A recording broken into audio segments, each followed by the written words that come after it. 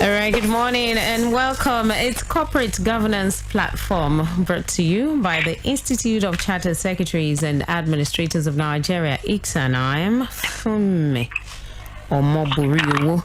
A quick reminder that ICSAN is a leading recognized professional body in Nigeria that's dedicated to enhancing the status and practice of corporate governance and public administration. ICSAN is the only professional body authorized in Nigeria to conduct examinations leading to the qualification of chartered secretaries and administrators. On the program this morning, we want to look at whistleblowing as an important governance mechanism. Whistleblowing as an important governance mechanism.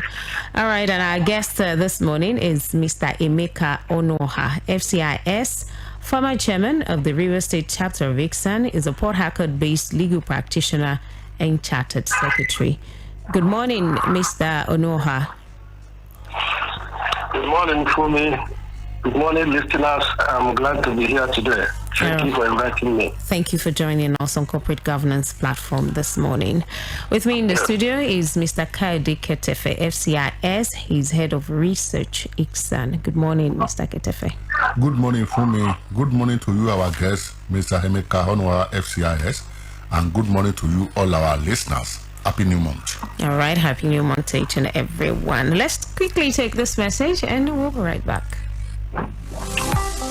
The world is constantly evolving into a knowledge-based economy where skills and competencies constitute the lifeblood of public and corporate governance. You therefore need to empower yourself to fit into this new world by gaining basic knowledge and improving your skill set in the governance-focused disciplines. That is why every aspiring as well as practicing professional in governance field needs ICSAN. ICSAN. What is ICSAN? ICSAN is a leading statutorily established professional body dedicated to enhancing the status and practice of corporate governance and public administration. ICSAN members are trained as chartered secretaries and administrators. Who are chartered secretaries and administrators? Chartered secretaries are high-ranking governance professionals with a broad base of skills, unique amongst other professions. They are trained in law, finance, accounting, administration, strategy development, and corporate governance.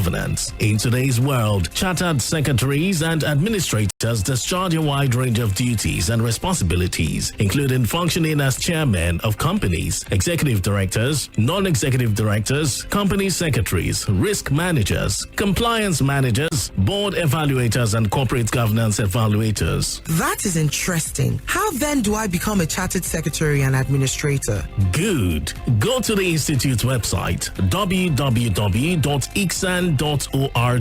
You can also visit the National Secretariat of ICSAN at Plot 6, Elephant Cement Way, Alausa, Ikeja, Lagos, to get full information on how to become members. ICSAN, the hub of governance professionals. All right, still Corporate Governance Platform right here, and we're looking at whistleblowing as an important governance mechanism. All right, Mr. ONUOHA, let's begin this way. What is whistleblowing? Okay, thank you very much. For me, contextually, whistleblowing is the act of drawing attention, public attention of an authority to a perceived wrongdoing and unethical activity or misconduct within an organization. Doesn't matter whether it's private or public, but when you spot something that is unethical and you report it to the appropriate authority to take steps, you are a whistleblower. There is no profession of people called whistleblowers, but within a sector, within an organization, when you spot wrongdoing and you report it to the appropriate authority to take steps to nip it in the bud and address it, you are doing the work of a whistleblower. So whistleblowing in this context goes beyond even within the corporate governance sector. It's been with us in the families, in the social life, even in the days of yore. I remember this story in the Bible where Mordecai have to expose to Enoch who planned to kill the king at that time. What he did was simply the work of whistleblowing. So whistleblowing goes beyond corporate governance sector to even in our general lives. But as long as you are able to expose certain wrongdoings occurring within a sector, within an organization, then you must be doing the work of a whistleblower. All right, so let's situate it to corporate governance. What's the relevance of whistleblowing and the concept of corporate governance? Yeah, thank you very much. You know, the whole essence of the National Code of Corporate Governance 2018 is to institutionalize corporate governance best practice within Nigeria. And that same code has a provision for whistleblowing, which means whistleblowing is a core aspect of the corporate governance even in Nigeria. So, and you also know that corporate governance generally refers to checks and balances within an organization to make sure that the rules, the practices, and processes of the company are run effectively. So, for that to be achieved, the aspect of whistleblowing is also very, very relevant, because whistleblowing will help the organization to be able to curb losses, to be able to curb risk, to have that open-minded approach so that workers can be able to express themselves and be able to help the organization avert losses, avert danger, and even avert risk. And so the stakeholders within a corporate organization should be able to see something that is wrong and have the opportunity to say it without any fear of danger to themselves. And that helps the corporate organization to be able to function healthily, even among the stakeholders of that organization. And so whistleblowing, in summary, enhances the core of corporate governance anywhere it operates. So the relevance of corporate governance cannot be overemphasized. It's very key to it. Is it equally as useful a tool in the public sector? Yeah, talking about public sector is even, for me, it's much more relevant and useful even in the public sector. Why do I say so? The stakes are higher in the public sector. When we talk about public sector, these are the larger corporate organizations, larger public institutions. In Nigeria, we talk about things like NNPC, the Nigerian Post, the Railway, the Light Electricity organizations. These are bigger corporations. They are within the public sector. And any danger that happens to them, the effect will be colossal, even more than that in the private sector. And so the ability of the workers to be able to help such large organizations, help them not to suffer any damage, shows that whistleblowing is even more useful in the public sector, even than in the private sector part. Because in the public sector, the government has interest. In the public sector, they are working for the general public, not just for the interest of the shareholders and others of the company. So such public enterprises provide essential services, some of them of commercial nature, colossally. And so whistleblowing in that context will help even more in saving risk and losses than even otherwise. And so I can say with all certainty that whistleblowing is very, very useful in the public sector, even much more than the public sector. All right. So whether it is the public or private sector, the tool of whistleblowing is very useful and should be encouraged. All right. Now, the federal government has, relatively developed a national policy on whistleblowing. Now, do you think such a policy is enough, or having the subject become an act of the National Assembly should be preferred? Thank you very much. As a player in the field, I also understand the antecedents. I know how it all started. We didn't just jump into the whistleblowing framework all of a sudden. Prior to the Nigerian Code of Corporate Governance 2018, there are several sectoral codes everywhere. And when the 2018 code came, it harmonized all of them. And then part of the content is the whistleblowing policy within that. And so at the stage you find ourselves today, it's not an enactment of the National Assembly per se. It's still within the policy of the Corporate Governance Code. Yes, I agree with you that if it is given an on-the-subject enactment by the National Assembly, it will now have such punishment sections and certain defined provisions. Yes.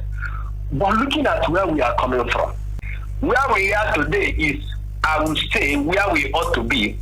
As we keep practicing and as we keep moving forward, it will get to the stage where a direct enactment will be very, very important. But I don't want us to undermine the successes we have achieved so far in the codification and the unification of the various sectorial codes in the Nigerian Code of Corporate Governance 2018, such that we can have a template now that will guide organizations, private and public, in ensuring that corporate governance is effectively observed and enforced within the organization. If they abide by the content of the code, we may not necessarily need an enactment.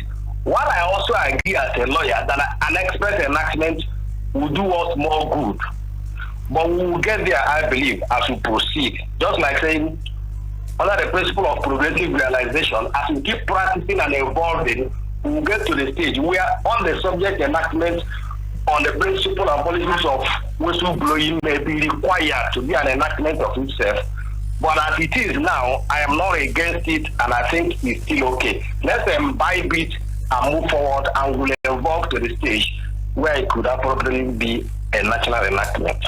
All right, great. Now, let's look at relationship between whistleblowing policy and risk management in an organization. Thank you. Yeah, both whistleblowing policy and the risk management framework of an organization, the target is the same thing: to ensure the reduction of risk and losses for the company. That's what risk management does in itself. They define company risk appetite, and risk limit. Now, whistleblowing itself is meant to avert losses, dangers, and damages to the organization, the resources and reputations of the organization. Therefore, both policies are poised to save the organization from losses. And so there is a deep connection between both of them. Both of them requires the worker or the staff or the stakeholders to take proactive steps in ensuring that danger, losses, and risk are averted in the company. So there is a common mutual relationship. For me, an appropriate risk management framework in an organization must recognize an effective whistleblowing policy, which will help it to be able to actualize its purpose of risk, effective risk management for the company. So the two are related, and the two support each other for an effective company operations. All right, before I let you go, Mr. ONUOHA, should small companies also come under the obligation of establishing whistleblowing policy? Yes. Starting with the code makes provision for both public and private sector. When the code talks about flexibility, that's ability to apply in a wide range of circumstances, and also scalability, ability to apply to companies of different sizes. It means whether it is private or public, small or big, there is room for you to apply the principles of the code for your effective operations. And so whistleblowing can adapt to any company, no matter the size. In your house, a ward or a child could give you sensitive information that will help you avert some danger. Even in a public life, that's why police give you number 911 and all that. So if there is danger anywhere and somebody sees it ahead and reports it so that that information could be used to avert danger, it's appropriate, irrespective of the size of the organization, public, private, small, or business. Whistleblowing is very necessary, even in our individual and private lives. All right. Thank you so much, Mr. EMEKA ONUOHA, FCIS, former chairman, River State Chapter ICSAN, is a Port Harcourt-based legal practitioner and chartered secretary. Thank you for joining us on Corporate Governance Platform this morning. Thank you for me. Thank you, ICSAN, for inviting me. I'm grateful. All right, great. Mr. Ketefe, what advice does ICSAN have for the institutions and organizations on whistleblowing? Thank you very much for that question for me. The advice we have on this is that we will enjoin all corporate firms and organizations in Nigeria, whether they are profit-seeking, whether it's not for profit, private or public, to incorporate whistleblowing policy into the risk management framework of their institutions. And not only that, they should make adherence to such policy an abiding philosophy within their corporate culture. Also, let me add that Since Nigerians are their stakeholders in the socio-economic development of the nation, we will enjoin all Nigerians to embrace deep moral values, ethos, and integrity. This certainly will empower them to look beyond parochial interests of all sorts in their day-to-day life. You know, you can make policy, you can make law, but individual disposition to adherence to such laws and policies is very, very important. Lastly, I think by now, majority, if not all our regular listeners, must have known that ICSAN has a very thriving training department. This training department has a very enriching training calendar all over that spans the entire year. So year after year, the training department has been churning out trainings on diverse topics on corporate governance. Corporate entities and individuals that are seeking to build the capacities on numerous topics on corporate governance can attend this training. Organizations and other corporate entities, they can also specifically request for specialized tailor-made training on any topic on corporate governance for members of their staff. ICSAN will be very glad to provide such trainings. So for more information on training, please call Mike on 080-2311-7969. More information on training, please call Mike on 080-2311-7969. Thank you. Happy New Month to you all. All right, thank you so much, Mr. Kadi Ketefe, FCIS, Head of Research, ICSAN. And that's our package this morning on Corporate Governance Platform, brought to you by the Institute of Chartered Secretaries and Administrators of Nigeria, ICSAN. Of course, we'll return again next week, Wednesday, 10:15 a.m., right here on Equity 9.7 FM. I'm Funmi Omoburiu. Enjoy the rest of the day.